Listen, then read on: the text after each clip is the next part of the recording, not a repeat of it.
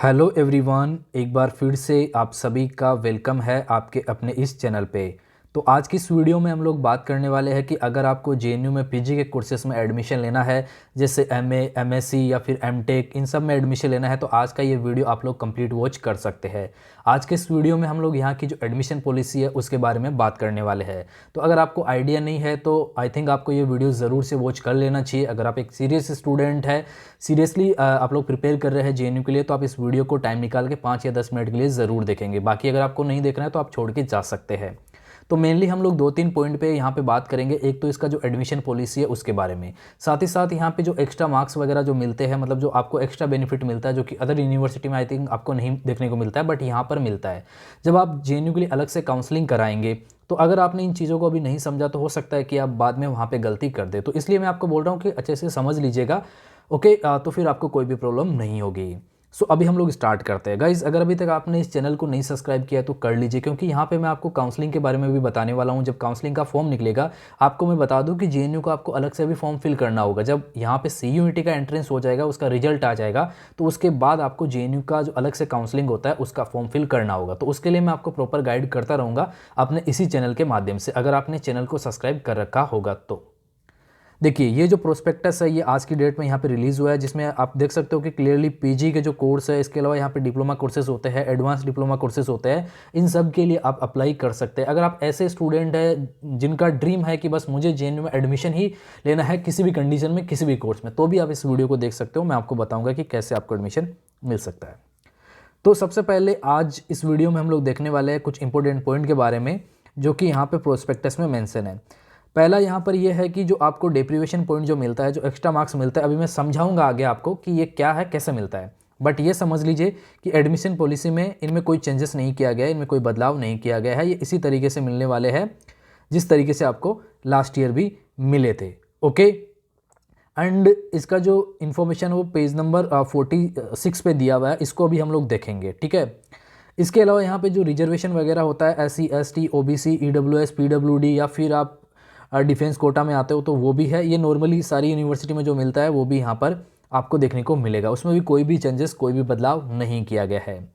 अब यहाँ पे हम थोड़ा सिलेबस के बारे में, थोड़ा सा पैटर्न के बारे में समझ लेते हैं। तो जेएनयू में जो आपको यहाँ पे एडमिशन मिलता है वो 75 जो क्वेश्चन होते हैं उसके बेस पे मिलता है, यानी कि 100% weightage to part B, 75 domain knowledge question, यानी कि जो आपका 75 क्वेश्चन जो आपका आएगा पेपर में, सीयूईटी का आपको पेपर देना है।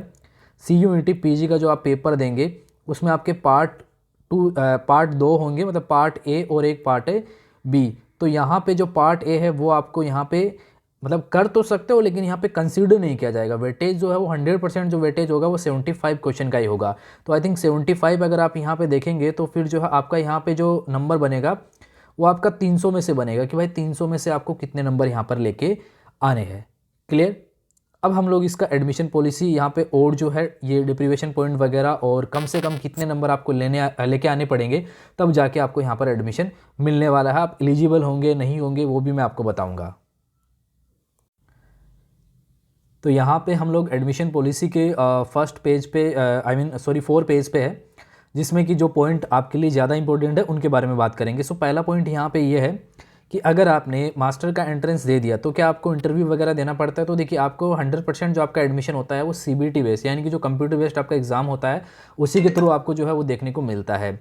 आपको यहाँ पे कोई भी इंटरव्यू आपका नहीं होता है। इंटरव्यू केवल जो PhD वाले स्टूडेंट होते हैं उनका होता है, आपका यहाँ पे इंटरव्यू नहीं होता है। ठीक है, अगर कोई यूनिवर्सिटी में लेते हैं तो वो आप देख सकते हो। बाकी जेएनयू में आपको जो एडमिशन मिलने वाला है वो केवल और केवल एंट्रेंस के थ्रू मिलने वाला है।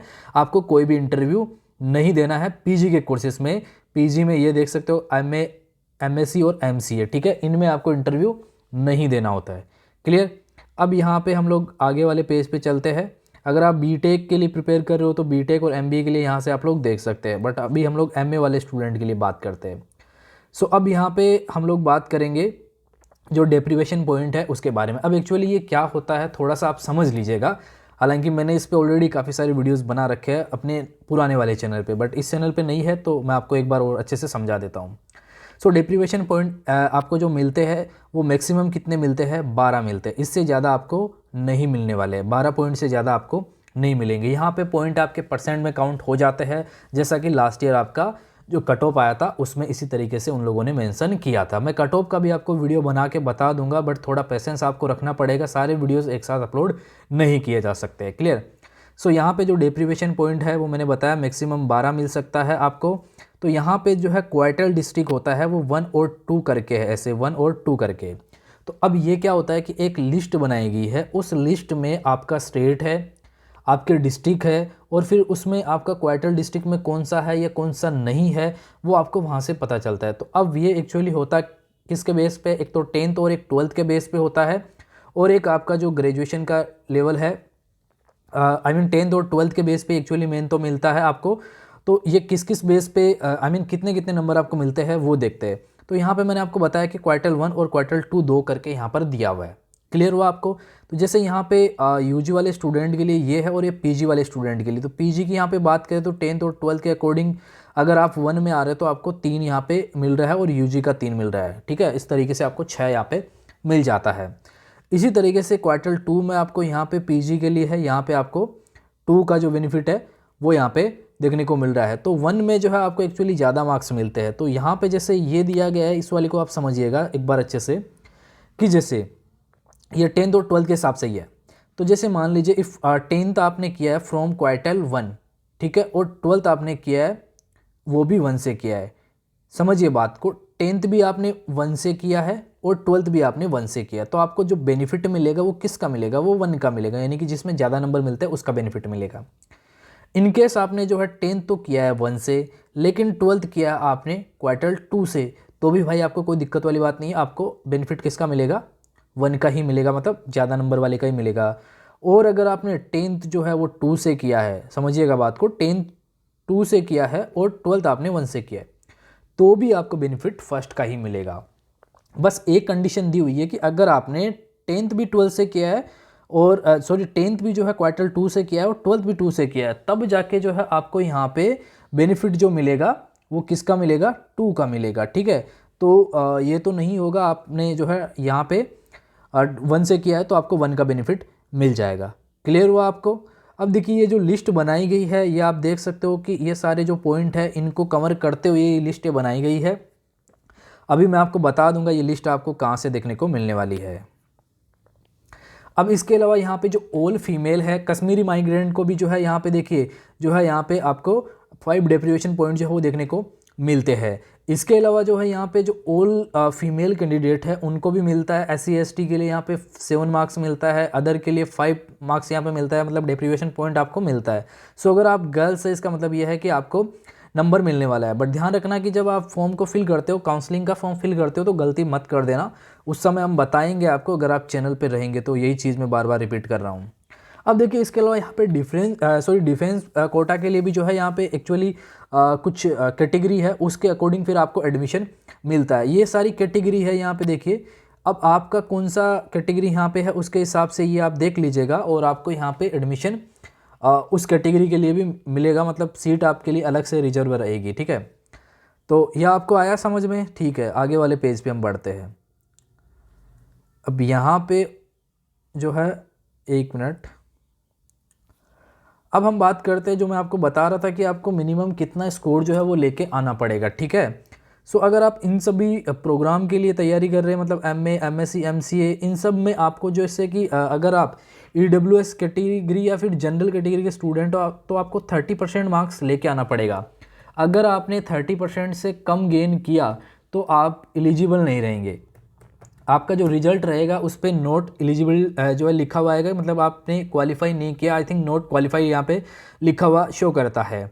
और वहीं अगर आप OBC के हैं और अगर आपने OBC में 27% मिनिमम आपने मार्क्स नहीं गेन किए तो आपको जो है आप उसके लिए क्वालिफाई नहीं रहेंगे, मतलब आप पहले ही बाहर हो जाएंगे। ठीक है, और अगर आपने 25% से कम लेके आए, SC ST या PWD में है, और अगर आप 25% से कम लेके आए तो फिर जो है आपको यहाँ पे शायद क्वालिफाई नहीं माना जाए। ठीक है, PWD का थोड़ा सा अलग है, हो सकता है, इस पर मैं श्योरिटी आपको अभी नहीं दे सकता, बट हाँ जैसा यहाँ लिखा हुआ है उसके अकॉर्डिंग मैं आपको बताने का प्रयास कर रहा हूँ। तो इतने तो कम से कम आना चाहिए। अब ऐसा नहीं है कि 30% आ गया तो आपका एडमिशन हो गया, नहीं। JNU में कट ऑफ कितना ज़्यादा जाता है वो आप लास्ट ईयर का एक बार देखना, तब आपको पता चलेगा। ठीक है, अब जो रिजर्वेशन का क्राइटेरिया है वो आप देख सकते हो यहाँ पे। ठीक है, ये सारा जो है क्राइटेरिया रहता है। ओके, इसके अकॉर्डिंग आप देख सकते हैं। पीडब्ल्यूडी में यहाँ पे जो है और ईडब्ल्यूएस में 10% है। ओके, इसमें 5% है, इसमें 10% है।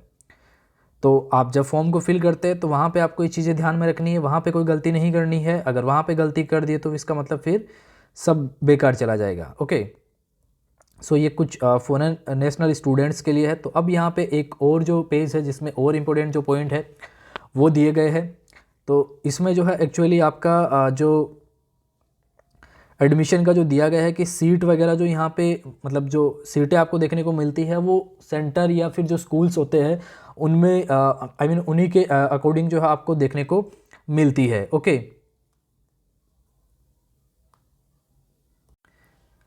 हाँ, इस पेज पे एक इम्पोर्टेंट पॉइंट था जो कि मुझे बताना था आपको और वही मैं मिस कर रहा था, तो मैंने इसको वीडियो को पॉज करके उसको देख लिया अभी। सो यहाँ पे ये वाला पेज जो है, ये वाला जो पॉइंट है इसको आप समझिए कि आप जो है यहाँ पे जेएनयू में मैक्सिमम 3 जो सब्जेक्ट है, 3 जो फील्ड है, 3 जो सब्जेक्ट है वो सिलेक्ट कर सकते हैं। जैसे इस चीज़ को समझिए, मैं आपको समझाता हूँ। जैसे आपने पॉलिटिकल साइंस के लिए एंट्रेंस दिया, अभी जो कोड है आपका वो 18 वाला हो गया, एस से स्टार्ट है। तो वो जो कोड है, मान लीजिए कि आपने पॉलिटिकल साइंस के लिए एंट्रेंस दिया है सीयूईटी का, बट आप यहाँ पे आईआर के लिए भी अप्लाई करना चाहते हो और आप पीआईएसएम के लिए भी अप्लाई करना चाहते हो। ठीक है, आप आईआर के लिए भी करना चाहते हो, आप पीआईएसएम के लिए भी करना चाहते हो। सो आप दोनों के लिए अप्लाई कर सकते हैं, प्लस में पीओलम। तो तीनों कोर्स को आप क्या कर सकते हैं, ऐड कर सकते हैं एक ही फॉर्म में, एक ही काउंसलिंग के टाइम। इन केस अगर आपको पीओलम में एडमिशन नहीं मिला तो आपको पीआईएसएम में मिल जाएगा, अगर आपको पीआईएसएम में नहीं मिला तो आपको आईआर में मिल जाएगा। बट आपके नंबर पर डिपेंड करता है, आपके कितने नंबर आते हैं, कितने आपके जो मार्क्स है वो आते हैं, मार्क्स के हिसाब से ये आपका होता है। ओके, तो ये चीज़ है। जब काउंसलिंग का फॉर्म आपका स्टार्ट होगा तो मैं आपको वीडियो बना के ज़रूर बताऊँगा। और अगर आपका जेएनयू में सिलेक्शन हो जाता है और उसके बाद हम आपकी और भी जो है हेल्प हमारे चैनल के थ्रू करते हैं, जो कि हर साल हम लोग करते आए हैं। जैसा कि मैंने आपको बताया कि हम पिछले 4-5 साल से स्टूडेंट को गाइड कर रहे हैं जो कि स्पेशली जेएनयू के लिए प्रिपेयर कर रहे हैं। सो अगर आप भी कर रहे हैं तो चैनल पे एक तो बने रहिए, और इस वीडियो के डिस्क्रिप्शन बॉक्स में एक तो हमारे व्हाट्सअप कम्युनिटी का लिंक है और एक टेलीग्राम का, तो उनको भी आप ज्वाइन कर लीजिए। तो बस इस वीडियो में इतना ही। वीडियो देखने के लिए आप सभी का शुक्रिया।